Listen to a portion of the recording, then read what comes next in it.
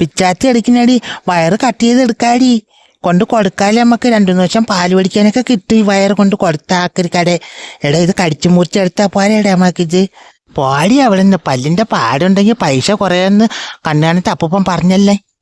അപ്പൂപ്പൻ കൊണ്ട് കൊടുത്ത് മേടിച്ചോണ്ട് വരാന്ന് പറഞ്ഞു. കട്ട് ചെയ്ത് തന്നെ എടുക്കണമെന്ന് പറഞ്ഞു. അതാണ്ടി അപ്പൂപ്പനാണ് വരുന്നെന്ന് തോന്നുന്നു. ചോദിക്കണ്ടേ?